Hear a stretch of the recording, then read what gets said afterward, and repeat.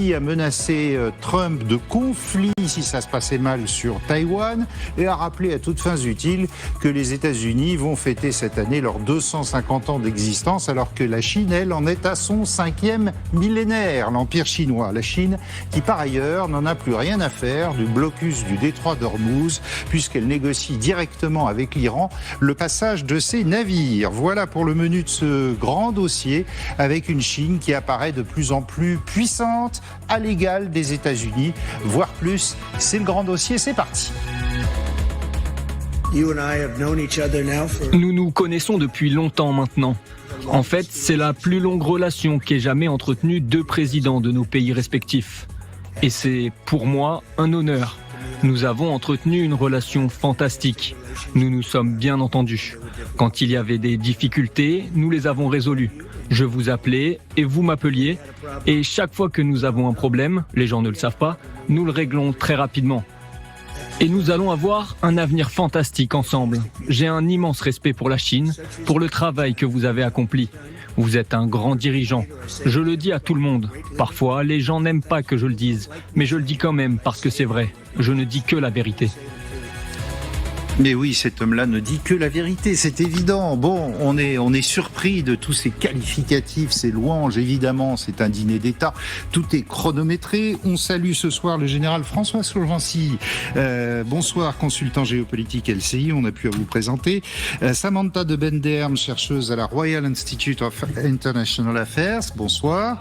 Grégory Phillips, le rédacteur en chef international d'LCI. Et puis Guillaume Roquette, directeur de la rédaction du Figaro Magazine. On est toujours ravis de vous retrouver. Alors, où allons-nous ? Eh bien, nous allons tout de suite à Pékin. Justement, vous retrouvez Louise Malnois avec Mathieu Somme. D'abord, quelle heure est-il chez vous ? Il fait nuit, on le voit bien. Dîner d'État terminé.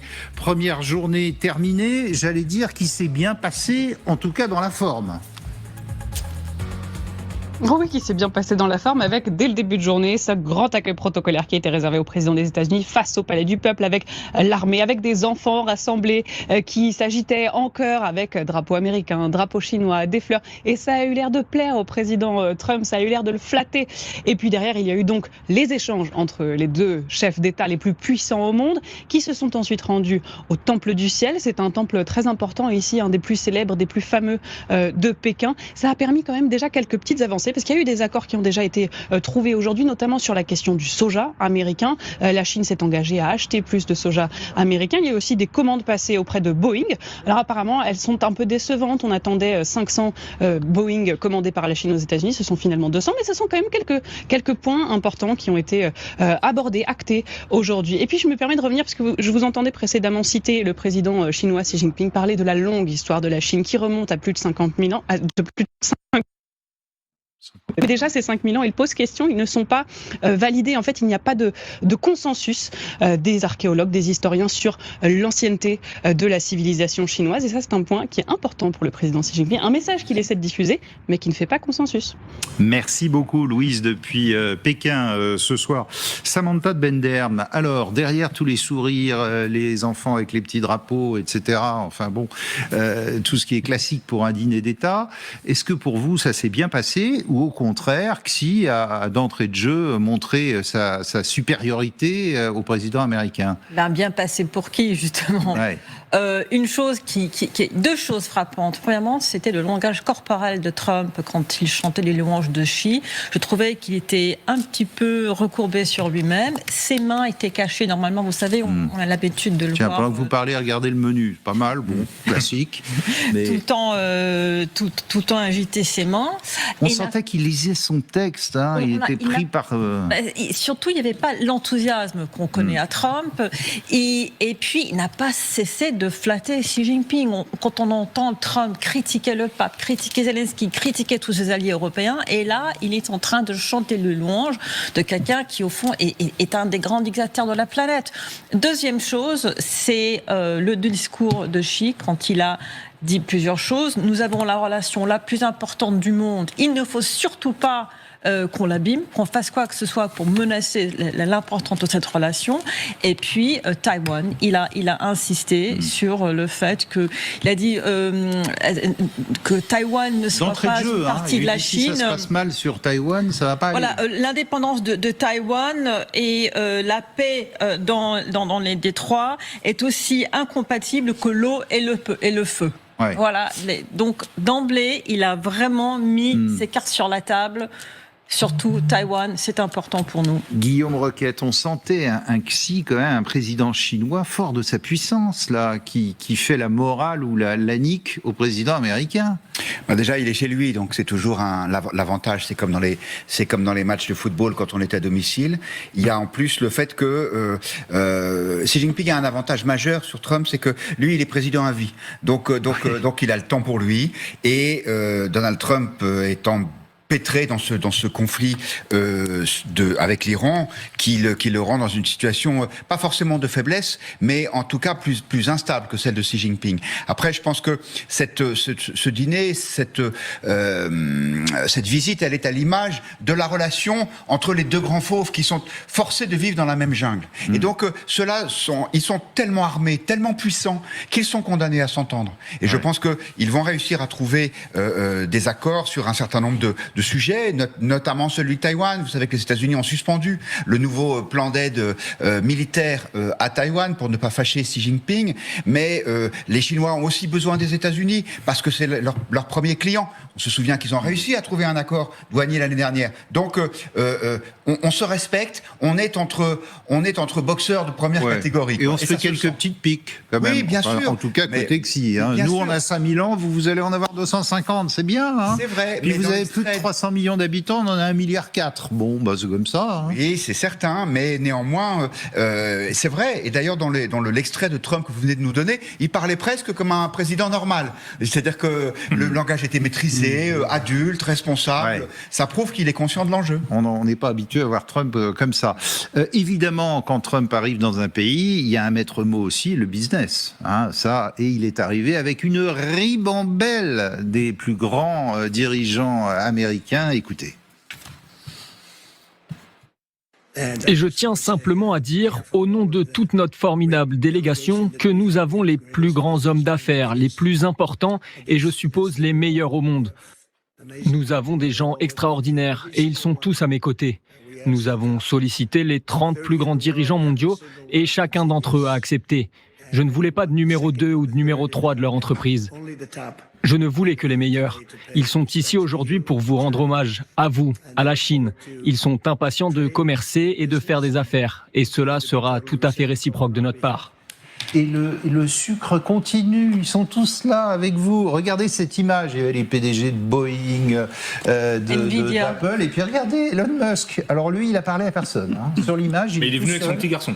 On l'a vu arriver avec son petit garçon, qui là, au moment du dîner d'État, a sans doute été confié à une babysitter, mais il est arrivé avec son petit garçon qu'on avait déjà vu dans le bureau. Mais pendant ce temps-là, on ne voit pas à l'image, tous les autres discutent entre eux. Lui, il est dans son coin à boire son coca. Vous l'avez vu, on lui sert du vin, mais il boit le coca. Grégory Phillips, justement, venez avec moi. C'est la priorité sans doute de ce déplacement pour Trump qui emmène donc cette ribambelle, on les voit ici à l'image, de chefs d'entreprise américains. Les premiers, les numéros 1, pas les numéros 2. Oui, bien sûr. Les meilleurs, parce que l'objet de ce déplacement, c'est évidemment aussi et surtout de parler de business. Alors regardez, on vous a fait une sélection de quelques-uns des grands patrons. Musk, on en a parlé, Tesla et SpaceX. Tesla, la voiture électrique. Vous voyez, usine à Shanghai. Évidemment, vous voyez l'intérêt de Musk. Tim Cook, le patron d'Apple, pour quelques semaines encore, il va bientôt céder la place. Apple, qui dessine ses iPhones en Californie, qui les fabrique en Chine avec des puces de Taïwan. Vous voyez exactement. Vous voyez l'intérêt pour quelqu'un comme Tim Cook d'être dans le voyage. Des patrons de fonds d'investissement. Ouais. Le patron BlackRock, plus grand mondial, je ne sais pas combien de milliards de dollars. Citigroup, banque américaine, Goldman Sachs, et puis le patron de Boeing, très important, parce que Boeing veut vendre des appareils aux Chinois, et il y a déjà des promesses d'achat assez énormes. Regardez.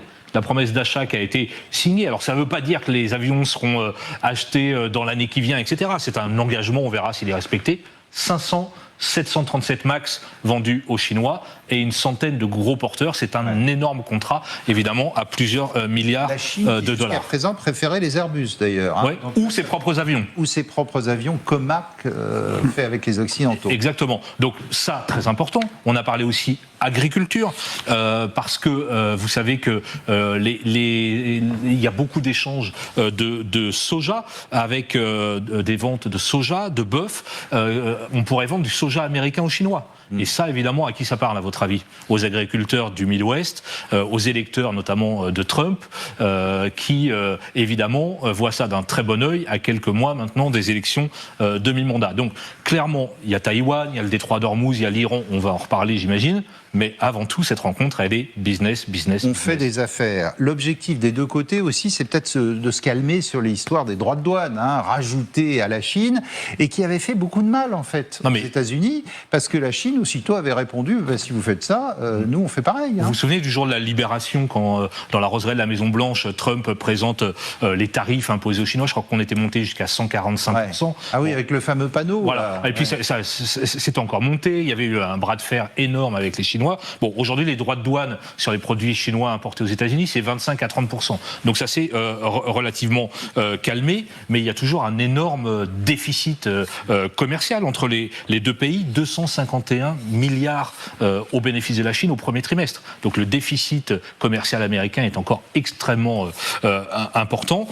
Pourquoi ? Parce que la Chine, dans cette guerre commerciale, s'est un peu adaptée. Regardez, je vais vous montrer une carte.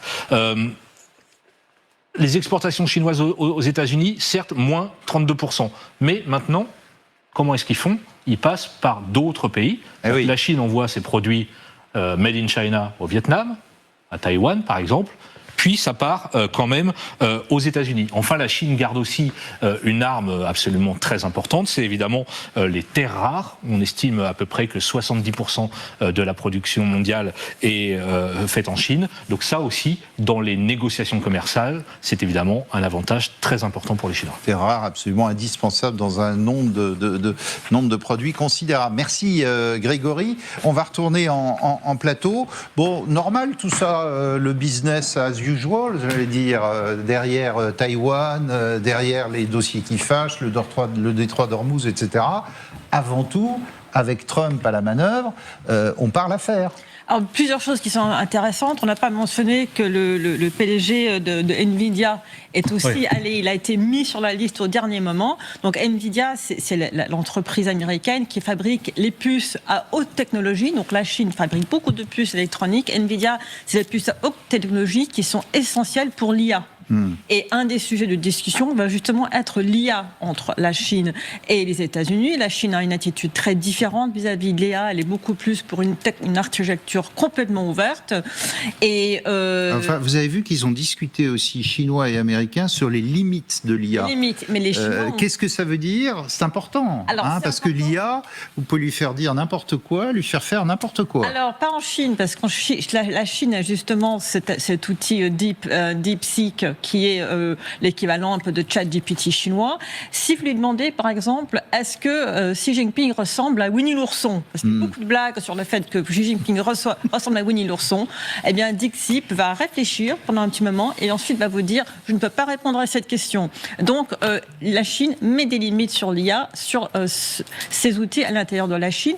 Par contre, elle voudrait encourager les Européens, surtout, à construire des plateformes IA en utilisant des bases chinoises. Et Nvidia, qui va donc avoir l'autorisation des Américains et des Chinois de vendre ces puces ultra performantes à la Chine, c'est un point très important que nous, Européens, devrons surveiller pour nos constructions de plateformes IA. Parce que si nous commençons à dépendre de la Chine, là, la porte est ouverte, non seulement indépendante. Vous vous souvenez, on avait déjà dit ça au moment de la 5G, de la téléphonie mobile, etc., en se disant, derrière, qu'est-ce qu'il y a, Bon, gros point fort de cette rencontre également, Taïwan, là, on ne s'attendait pas forcément à une telle velléité de la part des Chinois, mais d'entrée de jeu, Xi Jinping qui dit, si ça se passe mal, il va y avoir conflit. Alors conflit en mandarin, ça veut pas forcément dire la guerre, on a envie de dire tant mieux. Écoutez le présentateur de la télé chinoise. Xi Jinping a souligné que la question de Taïwan était la question la plus importante des relations sino-américaines. Si elle est bien gérée,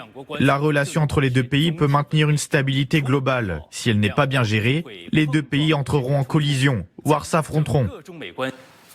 Louise Malnois, on vous retrouve en direct de Pékin pour le grand dossier. C'est quand même assez fort ce qu'a dit Xi Jinping là-dessus, après les louanges de Trump. Il dit, non, attendez, là, il faut que ça se passe bien, sinon il va y avoir un problème. Absolument. En fait, c'est une ligne rouge qui a été tracée par Pékin depuis très longtemps. Taïwan, c'est vraiment une province que Pékin considère comme chinoise et qui doit être intouchable. Toute puissance étrangère qui se positionne vis-à-vis de Taïwan est aussitôt sanctionnée en vient tout de suite lui dire attention, où vous mettez les pieds, ça met en péril notre relation bilatérale. Mais là, c'est vraiment monté d'un cran. Alors, même si on attendait à ce que le sujet de Taïwan soit abordé pendant ces rencontres, on ne s'attendait pas à ce que ce soit posé d'entrée de jeu dès les premières rencontres. Et que, en fait, ça a été les premiers mots qui ont été... Vous avez passé cet extrait de la télévision d'État. Lorsque nous avons eu les premiers résultats de ces premières rencontres bilatérales ce matin, il y a eu tout un tas de choses qui ont été dites par les agences américaines, les médias américains, les journalistes qui étaient là. Et du côté chinois, la première chose qui est sortie et qui a entretenu toute la journée la presse et les gros titres aujourd'hui, c'était la question de Taïwan. En citant Xi Jinping, qui est donc monté d'un cran dans son vocabulaire, non seulement en citant que Taïwan est une question essentielle, une ligne rouge à ne pas franchir. Le soutien militaire américain, Pékin n'en veut pas. Donc Donald Trump a suspendu le dernier paquet d'armes qui doivent être livrées à l'île autonome du Pacifique en attendant de rencontrer Xi Jinping. Mais au-delà de ça, il a bien dit que si c'était mal géré, cela risquait de déboucher non seulement sur un conflit potentiellement dans le détroit de Taïwan, mais que surtout ça mettait à risque réel entre les États-Unis et la Chine. Merci beaucoup, Louise, en direct de Pékin ce soir. Général Chauvency, conflit entre la Chine et les États-Unis. On a quand même du mal à y croire. Je ne suis pas certain qu'il faut éloigner cette possibilité.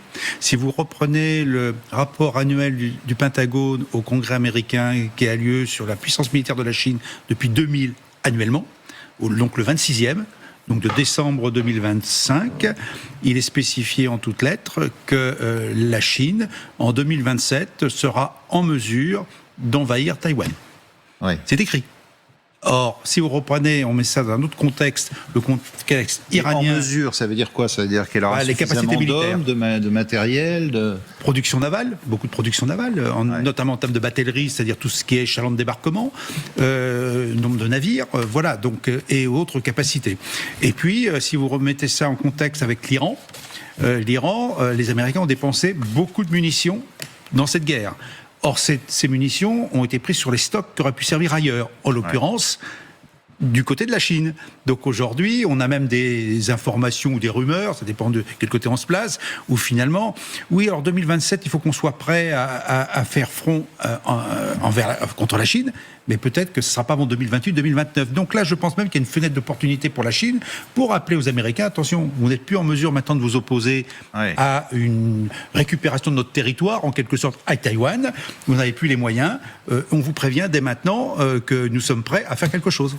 Est-ce qu'on peut aller jusqu'à, certains disaient, est-ce que les Américains ne sont pas prêts à céder sur Taïwan pour que ça s'arrange sur le détroit d'Ormuz? On a entendu ça. Est-ce que l'art du deal à la Trump s'appliquerait aussi à Taïwan? On échange ça contre autre chose, Ormuz, ou peut-être même la fin de la guerre en Ukraine que Trump voudrait pour obtenir le prix Nobel. Honnêtement, j'en sais rien. En tout cas, il y a des gestes. Par exemple, le gel des livraisons d'armes à Taïwan, c'est un geste que à Taïwan, on mesure bien les conséquences que ça peut avoir. Il semblerait que pendant ce dîner, Taïwan la question n'ait pas été abordée. Peut-être la sera-t-elle demain lors de la dernière bilatérale entre les deux hommes, la dernière réunion entre les deux hommes. Mais je ne sais pas si vous avez entendu, c'est Scott Bessent, qui est dans la délégation américaine, c'est le secrétaire au Trésor, qui a dit, je crois, sur NBC, non, mais Taïwan, Trump en parlera dans quelques jours, rassurez-vous. Sous-entendu, on va certainement pas en parler maintenant, et c'est pas totalement hasard si c'est le pas les questions qui fâchent tout de suite. Et c'est pas totalement hasard si c'est le ministre des Finances américain, vu les enjeux commerciaux qui se jouent pendant cette visite, qui explique ça aux médias américains. Je vous passe la parole tout de suite, Guillaume. Regardez ces deux images quand même. À Guam, c'est pas très loin de Taïwan, l'USS Maine, sous-marin lanceur d'engins, qui a fait une apparition comme ça. Tiens, on est là. Bon, ok. Regardez le nombre de bases américaines dans l'Asie-Pacifique. Là aussi, c'est monstrueux. Il y en a partout. Alors que la Chine, elle, ne possède qu'une base extérieure à Djibouti. Guillaume Roquette, Taïwan, les Américains ne lâcheront pas, ou au contraire, pour plaire à Pékin, ils risquent de faire un geste? Alors, l'attitude des Américains vers Taïwan est assez subtile. Ils le soutiennent militairement. Effectivement, ils ont suspendu ce nouveau contrat de fourniture de matériel militaire en 2026, mais il y en a déjà eu un de 11 milliards en 2025. Donc, ils fournissent en armes régulièrement. Mais pour autant, les États-Unis ne reconnaissent pas Taïwan comme un État souverain. La position officielle américaine, c'est de dire, faut que les Chinois s'entendent. Mais comme nous, c'est ça, tout ça, c'est issu de 1949 et de la première République chinoise. Puisque ce sont les Chinois nationalistes, pour faire court, battus par les communistes de Mao Tse-tung, se sont réfugiés à Taïwan. Et l'idée des Américains, en tout cas officiellement, c'est de dire il faut que tout ça se règle pacifiquement et avec l'accord de la population de Taïwan. Et donc en fait, je pense que c'est sur ce point-là que les Chinois voudraient surtout pas que les Américains bougent. Lâcher Taïwan, mais ce serait un désaveu terrible des États-Unis et de la puissance américaine dans la région. Et l'image que vous venez de montrer avec toutes ces bases en est l'illustration parfaite. Qu'est-ce que va penser la Corée du Sud, qui a son meilleur ennemi, qui menace de les envahir en Corée du Nord? Qu'est-ce que vont penser les Japonais si les Américains commencent à lâcher Taïwan? Donc je pense que Trump va rester extrêmement prudent sur ce domaine-là. Et en fait, l'expérience montre que il est capable d'être fantasque, mais sur les sujets vraiment intéressants, là, il fait attention, et c'est ce qu'on a vu hier. Vous aviez vu, en plus, dans le passé, Taïwan avait dit, si on est envahi, on détruit nos usines de super chips, de semi-conducteurs. Et là, le monde sera stoppé. C'est aussi une menace. Mais beaucoup de ces usines ont été déplacées au Vietnam, justement, parce que... Et à la demande des États-Unis, par exemple à la demande de Apple, pour réduire cette indépendance. De tout ce que j'ai lu sur Taïwan et la Chine, le scénario le scénario préféré des Chinois n'est pas celui d'une invasion de Taïwan qui, militairement, et là je parle sous contrôle du général, serait extrêmement difficile. Le débarquement en Normandie, ça aurait été une journée à la plage, en comparaison à ce que voudrait dire un vrai débarquement sur Taïwan, non seulement à cause des fortifications, mais à cause du littoral lui-même. Ce que les Chinois préféreraient, ce serait une absorption petit à petit, surtout via l'information. Mais là, la guerre informationnelle, mais là, ce que les Chinois voudraient obtenir de Trump, c'est que le langage américain qui aujourd'hui est subtil, c'est que nous ne soutenons pas l'indépendance de Taïwan. Se transforme en nous nous opposons à l'indépendance de Taïwan. C'est un mot qui change, mais qui pour les Chinois serait très important. Marco Rubio, lui, a dit il n'y aura pas de différence, rien ne va changer dans notre relation avec Taïwan. Les Américains continuent aussi à dire qu'ils s'opposent à un changement du statu quo par la force, par un côté ou par l'autre. Donc ça reste dans l'ambiguïté, dans le flou, mais les Taïwanais, eux, les Taïwanais, ils ont peur que Trump ne s'abaisse. Washington, on y va tout de suite. Justine Jankowski, vous êtes avec nous. Comment est-ce que globalement, d'ailleurs, aux États-Unis, on juge cette première journée? Est-ce que c'est une humiliation pour Trump ou est-ce qu'il a fait le job? Alors officiellement, l'administration américaine garde la face. On le voit notamment avec ce compte-rendu de la Maison-Blanche qui met l'accent sur les points positifs, sur les points de convergence, qui dit que Xi Jinping et Donald Trump s'engagent à approfondir leurs liens commerciaux, qu'ils sont tous les deux d'accord sur le fait qu'il faut rouvrir le détroit d'Ormuz. Et dans ce communiqué, il n'y a pas un mot sur cette mise en garde sur Taïwan. Effectivement, cette sortie de Xi Jinping qui dit à Donald Trump si le problème de Taïwan est mal géré, Washington et Pékin pourront s'affronter, entrer en conflit. C'est un avertissement clair, une menace de Pékin, mais effectivement, c'est une ligne rouge qu'on connaît. On connaît la position des Chinois sur Taïwan. Donc d'un côté, vous avez un Donald Trump qui est venu en Chine aussi pour solliciter l'aide de la Chine, ou en tout cas dans l'espoir que la Chine l'aide à régler son conflit avec l'Iran. De l'autre, vous avez un Xi Jinping qui le sait très bien et qui entend peser de son influence dans ce dossier pour pousser les Américains à réduire leur vente d'armes à Taïwan. Les Chinois le savent très bien. Ici, le Congrès a approuvé une vente d'armes de 14 milliards de dollars à Taïwan. Ils attendent tout simplement le feu vert de Donald Trump qui ne le donne pas, qui ne l'a pas encore donné, sans doute parce qu'il ne veut pas froisser son homologue chinois. Donc on le voit bien ici, derrière les faces, le tapis rouge, le dîner avec des ingrédients, des plats soigneusement sélectionnés pour plaire au palais du président Donald Trump. Ce que retient la presse ici, c'est effectivement cette mise en garde sur Taïwan. Et ça, l'administration américaine l'a bien senti, puisqu'on l'a vu tout à l'heure. Marco Rubio a donné cette interview à NBC News et a dit que les États-Unis ne changeaient pas de position sur Taïwan, comme une manière de dire que finalement, elle ne se laissait pas impressionner par ces avertissements chinois. Revenons donc sur cette info qui tombe à l'instant. Donald Trump à la chaîne américaine Fox News qui dit « Grâce aux conversations avec Xi Jinping, le président chinois, les Chinois m'assurent qu'ils vont m'aider et notamment qu'ils ne livreront pas d'armes à l'Iran. » Grégory Phillips, est-ce que c'est un pas supplémentaire vers le déblocage du détroit d'Ormuz, chacun d'ailleurs, président américain comme chinois, qui souhaite que le détroit reste ouvert. Oui, ça a commencé par ça, par cette déclaration chacun de leur côté pour dire les deux pays souhaitent effectivement la réouverture d'Ormuz, Trump pour se sortir de cette situation et la Chine évidemment pour les raisons commerciales notamment que l'on connaît avec l'importation de pétrole iranien. Maintenant, Trump n'a pas amené que des hommes d'affaires dans son Boeing, il a aussi amené son journaliste favori Sean Hannity et qui vient donc d'interviewer le président américain au terme de cette première journée. Et effectivement, Trump dit à Hannity, d'abord, il va m'aider à résoudre cette crise iranienne et il s'engage à ne pas livrer d'armes à l'Iran. Il ne dit pas à ne plus livrer d'armes à l'Iran, mais il aurait pu peut-être employer ce mot-là. Il s'engage à ne pas livrer d'armes à l'Iran et Trump dit que c'est une déclaration très importante. Il faudra voir si dans la réalité la Chine continue. On le sait dans les dernières semaines, dans les derniers mois, qu'il y a eu une aide militaire ou en tout cas au moins de renseignements sur la guerre en Iran, c'est une évidence. Sylvie Berman nous a rejoint, ancienne diplomate aux États-Unis, ancienne ambassadeur de France en Chine et en Russie. C'est un premier gain pour Trump, si ça se confirme, que les Chinois disent on va vous aider et de toute façon on s'engage à plus livrer d'armes de renseignements à l'Iran. Alors c'est un gain, mais c'est purement facial, parce qu'en même temps, il dit on va vous aider, certes, il est sans doute prêt à le faire. Maintenant, est-ce que ça sera mis en œuvre ? Et par ailleurs, les armes, les Chinois disent déjà qu'ils n'en livrent pas.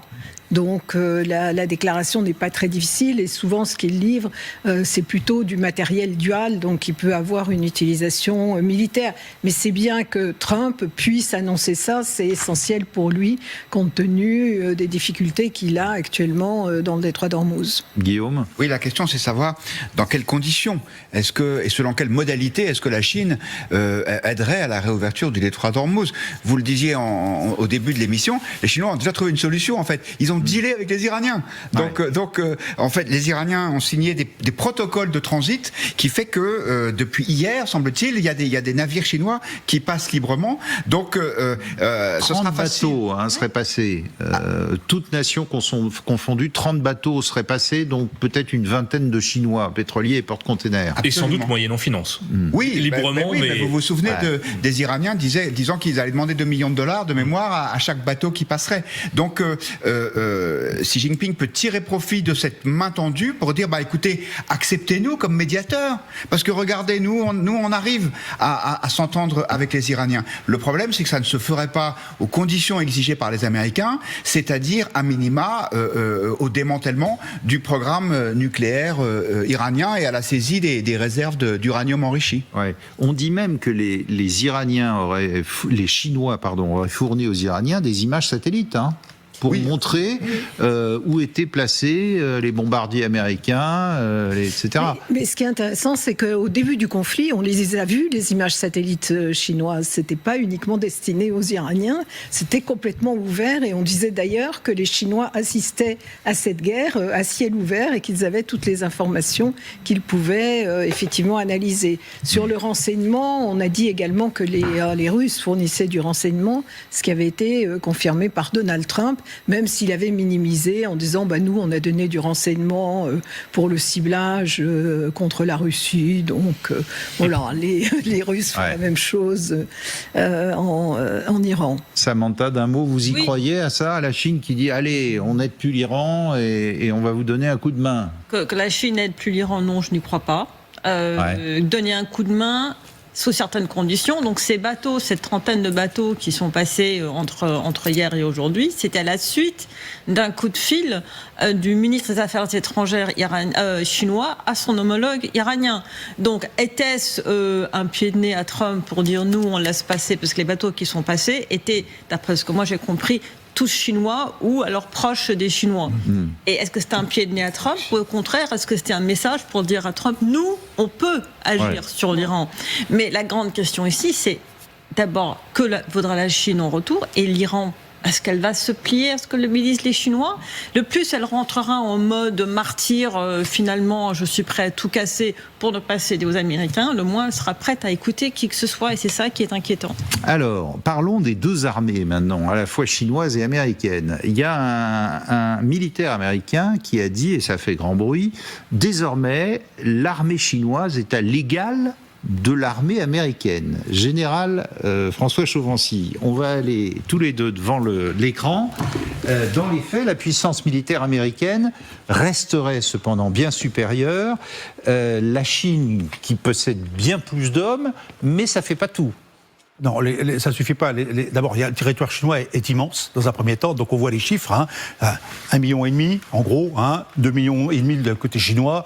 Bon, finalement, oui, il y a une différence humaine. Mais maintenant, les ressources humaines, ce n'est pas tout. Il faut aussi la volonté de se battre. Il faut aussi l'entraînement qui va avec. Alors maintenant, c'est une armée professionnelle, l'armée chinoise, comme l'armée américaine. Donc, dans les deux cas, c'est deux armées professionnelles, avec comme un inconvénient du côté chinois. Là, on présente les avions, je pense. 1700 contre 2800 américains, 1700. Mais pour revenir quand même aux ressources humaines, l'armée chinoise n'a pas fait la guerre depuis 1979. Donc contre le Vietnam, et elle a perdu. Donc je pense qu'aujourd'hui, l'apprentissage de la guerre pourrait être assez douloureux, mais néanmoins, comme toute armée qui part en guerre au départ, elle apprend dans le conflit. Voilà. Maintenant, on a effectivement cette suprématie aérienne qu'on voit bien ici avec les États-Unis par rapport justement à la Chine. On sait bien que la suprématie de l'aviation américaine est réelle. Est-ce que les avions chinois sont capables de s'opposer à l'aviation américaine? Je n'en suis pas sûr aujourd'hui. Côté technologique, je ne suis pas sûr que les Chinois aient l'équivalent d'un F-35 ou d'un Raptor F-22 américain. Côté porte-avions, maintenant, là aussi, grosse différence. Pour l'instant, c'est 3 Chinois, 4e est en construction. Pour 2035, ils en prévoient 6, semble-t-il, et à terme, avoir 9 groupes aéronavals. Les États-Unis, c'est 11 actuels. Donc avec une capacité de frappe énorme, ce qui fait aussi beaucoup d'avions. Alors maintenant, il y a quand même une évolution technologique. Pour la Chine en particulier, ils sont en train de développer les catapultes électromagnétiques, ce que les États-Unis avaient finalement en monopole, mais que la France elle-même n'a pas été obligée d'acheter aux États-Unis pour ses propres porte-avions. On a toujours des catapultes à vapeur. Voilà, la capacité technologique de la Chine est en train de monter en puissance réellement. Et n'oublions pas que la vocation de la Chine, c'est d'être une puissance maritime océanique, c'est-à-dire être capable d'aller loin de ses côtes, donc de dépasser sa zone d'influence. D'où ce que vous avez évoqué tout à l'heure, la base à Djibouti, qui est une base logistique, surtout maritime, ou navale. Budget militaire américain et chinois, là aussi, de 1 à 3. 1 à 3, et l'année prochaine peut-être 1,1500 milliards demandé par Trump, c'est quand même énorme. Maintenant, alors il y a une notion de parité d'achat aussi. Donc peut-être qu'on n'avait peut-être pas l'équivalence, mais l'argent est mis là. De toute façon, l'objectif de la Chine, c'est de rattraper les États-Unis si ce n'est pas déjà fait. C'est 7% de budget annuel en plus pour la défense. Et je rappellerai, comme à chaque fois, n'oublions pas que depuis 25 ans, les États-Unis étudient la montée en puissance militaire chinoise avec un rapport annuel du Pentagone au Congrès. Donc la menace chinoise est parfaitement identifiée aujourd'hui. Alors est-ce que c'est l'égalité ou la parité, je n'en sais rien, mais aujourd'hui effectivement elle est étudiée. Ouais, merci beaucoup François Chauvency. Alors vous y croyez, vous, à une égalité Chine-Russie du point de vue militaire ? Alors ce qui se passe, c'est que en fait il y a 10 ans la Chine n'avait quasiment rien. Elle n'avait pas de porte-avions. Elle a acheté une vieille coque à l'Ukraine et effectivement il n'y avait même pas de catapulte. En quelques années, ils en ont 3, le 4e est en construction et d'ici 2035... Alors les 2 premiers, pratiquement... ce sont toujours des vieux clous. Hein. Absolument. Ouais. Oui, mais ils progressent très très vite. Donc, effectivement, mais ce qu'ils cherchent, c'est la parité, non pas pour se battre avec les Américains, mais pour dissuader. Et ils le font dans tous les domaines. Il y a un sujet qu'on n'a pas évoqué, mais qui relève de la dissuasion, parce qu'il ne va pas y avoir de guerre nucléaire entre les deux, mais la Chine, qui s'en tenait, comme la France, à la stricte suffisance en matière d'ogive nucléaire, a commencé à accélérer son programme.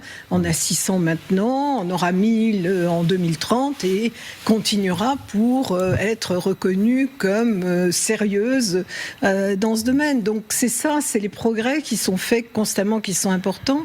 Sur la marine, alors qu'elle n'avait pas de marine, à une époque, on disait tous les 4 ans, elle construit l'équivalent de la marine française. Aujourd'hui, c'est tous les 3 ans. Donc, encore une fois, ce qui est important, c'est que ça progresse, et c'est la raison pour laquelle des militaires américains sont inquiets. Oui, et des militaires américains s'entraînent. Regardez ces images, ça s'appelle l'exercice Balitakan, c'était aux Philippines la semaine dernière, juste la semaine dernière. Philippines à 155 km de Taïwan seulement, 17 000 soldats au total, dont 10 000 Américains. Et pour la première fois, je ne sais pas si on va le voir, des soldats également de chez nous. Il y avait des Français, il y avait des Japonais, il y avait des Néo-Zélandais également dans cet exercice, des exercices militaires importants. Ça veut dire quand même qu'on prend vraiment au sérieux une possible invasion et un repoussage des soldats à Taïwan. Mais il n'y a pas que Taïwan. Les Chinois commencent à se montrer très agressifs aussi autour des Philippines. Si vous êtes Australien ou Néo-Zélandais, vous êtes conscient de la menace chinoise depuis des décennies. Là, ce qui est important quand on parle de la puissance des Américains et des Chinois, les Américains ont incontestablement une armée, qu'elle soit navale, aérienne ou terrestre, plus importante. Terrestre peut-être pas tellement, mais c'est que les Américains sont dispersés, ils ont des responsabilités, ou ils se sont octroyés des responsabilités dans le monde entier. Aujourd'hui, les Américains... Mais ça a toujours été le cas. Oui. Mais les Chinois, non. Les Chinois, ils sont là pour dissuader dans leur territoire. Ils ne sont pas en train d'avoir des bases militaires en Allemagne. Bon, quoique aujourd'hui, les Américains en Allemagne, il y a une question dessus. Ils ne sont pas en train d'essayer de faire la police dans le Golfe, et ils ne sont pas en train d'essayer d'avoir une force de dissuasion très loin de chez eux, c'est-à-dire dans le Pacifique. Les Américains sont grands, mais ils sont étendus partout. Et la grosse question que tout le monde se pose aujourd'hui, c'est est-ce que les Américains seraient capables de mener une guerre sur 2 fronts, voire 3 fronts ? Parce qu'aujourd'hui, les Américains ont 3 fronts potentiels. Et à l'Europe... Ouais. Avec la menace russe, il y a bien sûr aujourd'hui le Moyen-Orient et la Chine. Et la réponse que je vais laisser au général Chauvency, mais que j'entends beaucoup attendez, vous avez aussi Cuba, Venezuela, etc. Doctrine Monroe, on doit rester mettre chez nous. La réponse semblerait être non. Ouais. C'est compliqué. Non, je suis totalement d'accord. En plus, je dirais que ce qu'on vient de démontrer sur la puissance chinoise, c'est d'avoir une puissance militaire régionale. Je ne pense pas qu'effectivement elle ait une puissance, une volonté mondiale. Elle gagnera autrement au niveau mondial. Ça ne sera pas par une force militaire, ça sera par l'économie et la diplomatie. À la différence effectivement des États-Unis, qui eux se sont dispersés partout pour être gendarmes du monde et qui aujourd'hui ne sont peut-être pas en mesure d'assumer toutes leurs missions. Il est clair que chacun se recentre un peu sur sa sphère d'influence. Enfin, les Chinois dans leur région, Trump avec ses velléités, vous avez évoqué le Venezuela, Cuba, etc. Enfin, on a bien vu que, hormis l'Iran, il se concentrait là-dessus. Et puis, Poutine avec ses volontés de reconstituer l'Empire russe. Donc, vous avez ces 3 grandes puissances. Et Pékin dans le domaine militaire, effectivement, est très concentré sur la région avec les pays que vous avez cités. En revanche, sur le plan économique, on revient au début de cette émission, il y a quand même une volonté de domination mondiale extrêmement forte et qui avance à toute vitesse. Alors, pendant ce temps-là, l'Iran fait quoi? Parce que l'Iran suit aussi ce qui se passe à Pékin, le sommet des deux grands. Eh ben, l'Iran a décidé ce matin d'arraisonner un navire. Les gardiens de la Révolution qui sont montés dessus, un navire hondurien, un navire de pêche, et puis l'a dirigé vers les ports iraniens. Ça, c'est une première. On va tout de suite aller vous retrouver, Marion Russell. Vous êtes à Doha, au Qatar. Où en est-on de cette affaire de l'Iran qui dit, de toute façon, le détroit d'Ormuz, on contrôle toujours puisqu'on peut monter sur un navire et le ramener chez nous? Oui, c'est un signal très fort qui a été envoyé de nouveau par l'Iran avec l'arraisonnement donc de ce bateau. C'est la marine britannique qui a d'abord donné cette information d'un bateau qui avait donc été pris d'assaut par des hommes qui n'avaient pas l'autorisation de monter, un navire a priori de pêche qui battrait donc pavillon du Honduras, qui aurait été arraisonné et emmené vers les eaux territoriales iraniennes. Cela s'est passé à 70 km environ des côtes des Émirats Arabes Unis, près du port de Fujairah. Cette zone, elle est forcément sous haute tension, à proximité quasi immédiate du détroit d'Ormuz, et cela s'inscrit dans un contexte de grande tension, notamment entre l'Iran et les Émirats, parce que les Émirats Arabes Unis sont le pays le plus touché, le plus ciblé par l'Iran depuis le début de cette guerre. Et il y a une montée de tension que l'on a connue là ces derniers jours, avec de nouvelles frappes la semaine dernière, mais aussi des révélations comme quoi les Émirats auraient frappé directement l'Iran, et l'Iran qui accuse les Émiratis d'être trop proches des Américains et trop proches aussi de l'ennemi israélien. Dans ce contexte, forcément, l'arraisonnement de ce bateau, il est forcément très symbolique, et c'était quasiment en même temps, quelques heures seulement après le rendez-vous entre Donald Trump et Xi Jinping. Cela pose beaucoup de questions aussi sur les suites, sur ce qu'il va se passer dans le détroit d'Ormuz après quelques jours qui semblaient d'une relative accalmie. On le sait, à l'issue de cette rencontre, les choses pourraient bouger. Les prochaines heures seront sans doute cruciales ici dans le détroit d'Ormuz. Évidemment, merci beaucoup Marion Russell depuis Doha au Qatar. Oui, les Émirats Arabes Unis qui auraient donc frappé directement l'Iran, comme l'Arabie Saoudite d'ailleurs, c'est ce qu'on a appris hier, et donc l'Iran dit, puisque vous nous frappez, oui, nettoyez la caméra, et puisque vous nous frappez, nous on riposte. C'est quoi, Samantha? C'est un simple coup de force pour dire on existe, nous aussi? Encore une fois, c'est pas un grand navire, c'est 50 mètres, c'est un grand navire pour la pêche, mais c'est pas gigantesque, et on sait que les marins des gardiens de la Révolution ont de toutes petites embarcations. C'est compliqué d'arraisonner un porte-container ou un supertanker. Moi, je vois ça comme un coup de force pour montrer qu'ils continuent à contrôler ce détroit et qu'ils ont l'intention de continuer à le contrôler. C'est ça qui est surtout très important. C'est qu'ils ont découvert... Mais est-ce qu'ils en ont les moyens ? Mais pour le moment, il semblerait que oui, parce que le problème avec ce genre de menace, c'est qu'ils n'ont pas besoin d'arrêter tous les bateaux qui passent. Il suffit qu'ils réussissent une fois. C'est comme le terrorisme. Là, le nombre d'attentats terroristes qui sont démantelés, qui sont arrêtés tout le temps par les forces de l'ordre, il suffit qu'un passe. Et c'est un échec. Oui. Et c'est une victoire pour les terroristes. Et bien c'est la même chose quand on essaie d'arrêter une centaine de tankers ou de petits bateaux. Il suffit qu'on puisse en arraisonner un pour envoyer le message. Et bien ça suffit. Le message il est passé, la peur elle est là. Les assureurs vont se dire oh là là c'est encore trop dangereux. Et on va en parler sur des plateaux et ça va envoyer un message aux États-Unis. Non, vous ne contrôlez rien et c'est nous qui avons la main sur ce détroit qui est un des plus importants passages commerciaux mondiaux. Et de leur côté, les Américains disent avoir fait faire demi-tour à 70 bateaux depuis le début de l'opération. Donc de toute façon, franchir le détroit d'Ormuz en ce moment, c'est à haut risque. C'est vrai, mais chacun fait preuve de maîtrise. Dans la gestion de ce conflit. Effectivement, l'arraisonnement de ce bateau, c'est un nouveau mode opératoire pour les Iraniens, mais c'est pas une escalade. C'est-à-dire que ils tirent pas dessus. Ils le récupèrent et ils vont le contrôler. Mais de la même façon qu'il y a des bateaux qui passent dans le détroit d'Ormuz. Or, souvenez-vous, il y a quelques semaines, on disait les Iraniens ont miné le détroit.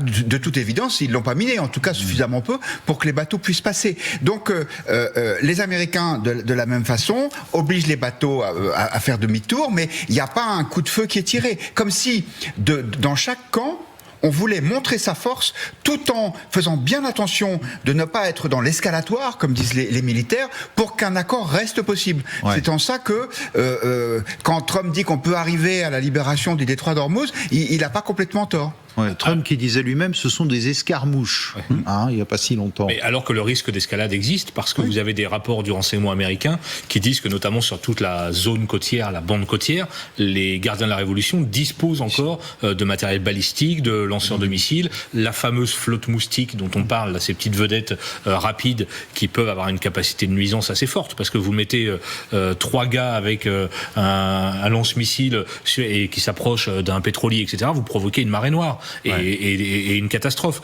Donc, il semblerait que oui, militairement, et c'est assez surprenant au 75e ou 76e jour de guerre, que les Iraniens ont encore des capacités militaires dans cette zone. Donc oui, techniquement, ils peuvent encore contrôler ce détroit d'Ormuz, mais avec une volonté, vous l'avez dit, effectivement, de faire baisser la température. On n'est pas sur des actions extrêmement ou spectaculaires ou meurtrières. Alors, la grosse différence, on en parlait il y a quelques minutes, c'est aussi que les Chinois, eux, de leur côté, discutent directement avec les Iraniens et font passer leurs bateaux.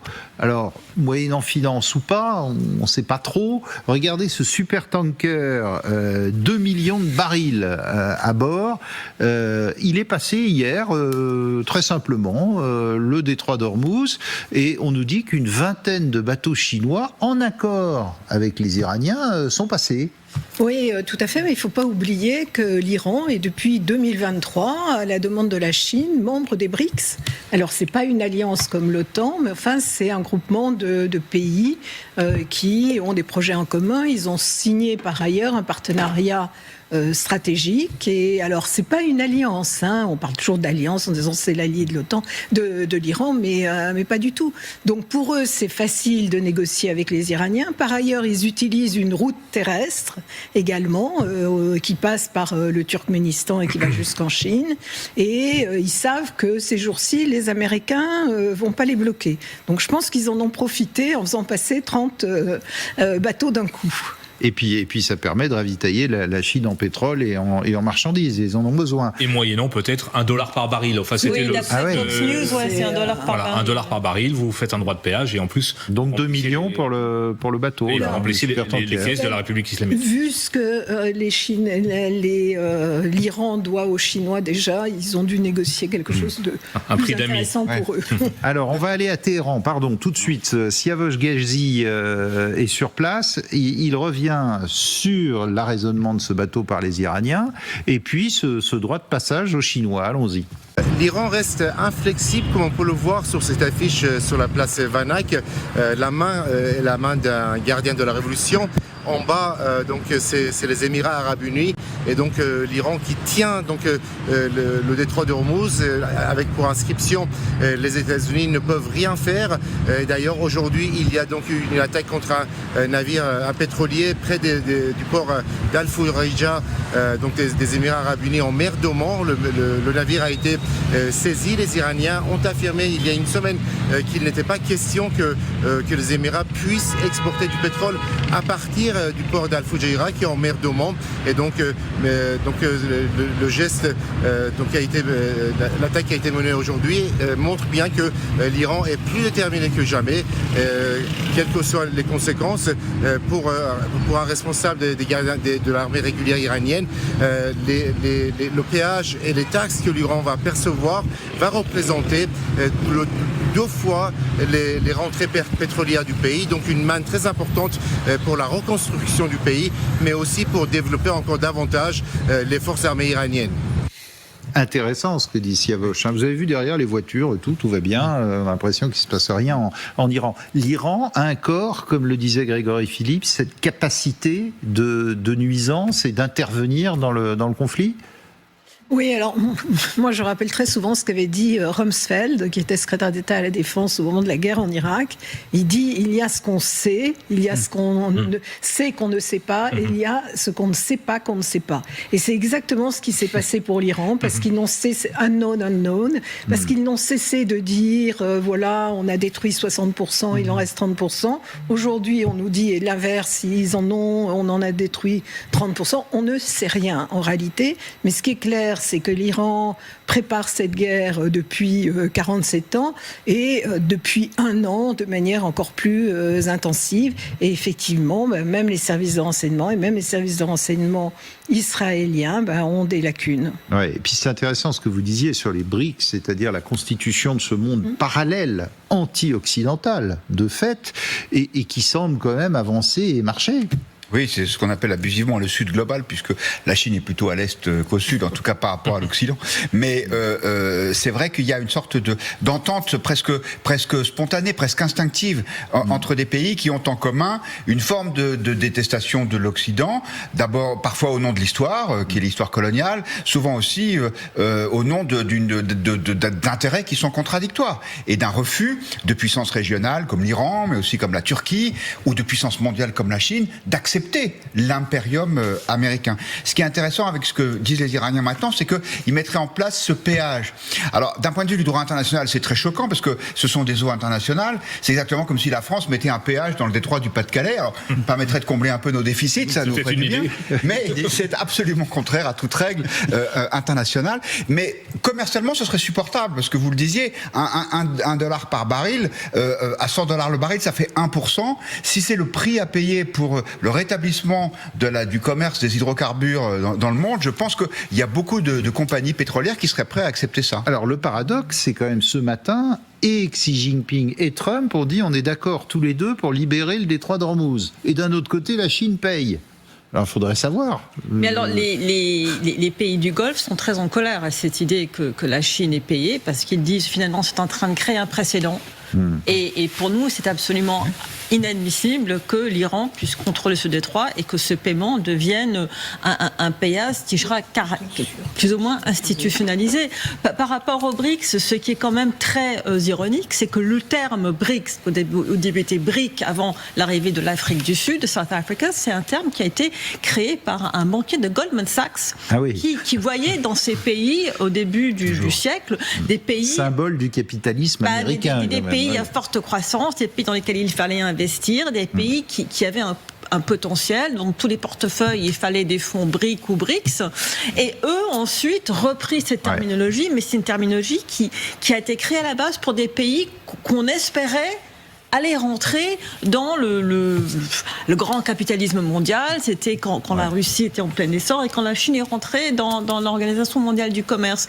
Évidemment, aujourd'hui, ça a une connotation toute différente avec la Chine qui, bien sûr, semble être celle qui mène. Et puis dans les BRICS, vous avez aussi ceux qui sont un peu entre deux chaises. Je pense à l'Inde, je pense au Brésil, à l'Arabie Saoudite, qui jouent un peu les deux tableaux, évidemment. Il y a les Émirats, les Émirats Arabes Unis dans les BRICS+, comme ils les appellent aujourd'hui. L'Arabie Saoudite n'est pas encore rentrée, je crois. Grégory Phillips, vous me suivez. Un rapport confidentiel du renseignement américain montre que la Chine a profité, en tout cas, en tout point, de la guerre en Iran pour renforcer son avantage sur les États-Unis, avantage diplomatique, informationnel, militaire et économique. Oui, alors c'est un rapport qui a été dévoilé ce matin par le Washington Post, journal appartenant à Jeff Bezos, c'est une parenthèse, mais rapport très sérieux puisqu'il a été remis au chef d'état-major, le général Dan Kane. Donc c'est un rapport qui est arrivé au plus haut niveau du Pentagone. Qu'est-ce que ça dit ? Ça dit que d'un point de vue militaire, l'Iran a regardé ce qui s'est passé depuis le 28 février. Elle a regardé la guerre en Iran et la Chine a réfléchi à la fois à ses forces, la Chine, à sa force et à ses faiblesses en vue d'un éventuel futur conflit. Elle a noté par exemple combien les États-Unis avaient pioché dans leur stock de munitions. notamment 1500 missiles patriotes utilisés, soit 50% du stock d'avant-guerre. Et en matière de défense aérienne, la Chine s'est dit il faut évidemment en tirer des leçons. La Chine en a profité aussi pour soigner ses relations avec certains pays alliés des États-Unis en livrant des armes aux pays du Golfe que Washington n'était pas en mesure de fournir. Elle a aussi proposé du fuel à des pays asiatiques comme la Thaïlande, l'Australie ou les Philippines. Bref, par contraste avec la situation américaine au Moyen-Orient, elle a renforcé une image de partenaire relativement stable et responsable auprès de certains pays. Enfin, elle a renforcé sa stature morale, si je puis dire. On parlait des pays des BRICS à l'instant comme leader du Sud global, qui met les règles internationales au devant de la scène, même si évidemment sur d'autres sujets tels que Taïwan, c'est évidemment un peu plus compliqué. Elle a dénoncé une guerre illégale. Voilà comment la Chine, à cause ou grâce à la guerre en Iran, s'est repositionné sur l'échelle internationale. Et j'allais dire, joue sur tous les tableaux. Et puis autre révélation de la presse américaine, qui montre que pendant toute la guerre, la Chine n'a cessé de fournir aussi une assistance militaire à l'Iran directement. Oui, alors même si vous avez entendu, Xi Jinping a juré à Trump qu'il ne le ferait plus ou qu'il ne le ferait pas, on sait qu'il y a eu en tout cas l'envoi au moins de composants pour des missiles, l'assistance satellite, on en a parlé, notamment permettant aux Iraniens d'aller frapper des bases américaines au Moyen-Orient. On apprend aussi que selon des responsables américains, que des entreprises chinoises ont discuté avec l'Iran de livraison d'armes finies et pas seulement de composants, ce qui évidemment contredit un petit peu ce que le président chinois a dit tout à l'heure, mais en faisant ça en passant par des pays tiers évidemment, notamment par des pays africains. On ne sait pas en vérité si ces discussions ont abouti ou pas, mais il y a en tout cas un dialogue sur la livraison d'armement entre Pékin et Téhéran. Ce qui est sûr, c'est que ces contacts ont existé, que l'Iran affirme que la Chine lui offre une assistance militaire. Évidemment, ça contredit encore une fois ce que Xi Jinping a assuré à Donald Trump, ce que disait tout à l'heure le président américain à Fox News. À Fox News en disant non, on arrête tout de livraison. Merci beaucoup Grégory. Général Chauvency, il y a un double discours des Chinois là, de Pékin, de dire non, mais vous en faites pas, on va plus livrer, puis d'un autre côté on continue à livrer par des stratagèmes ou des pays tiers. Je crois qu'on est dans le monde des menteurs actuellement, au niveau international. C'est pas très nouveau. C'est pas très nouveau, mais alors là on le fait avec un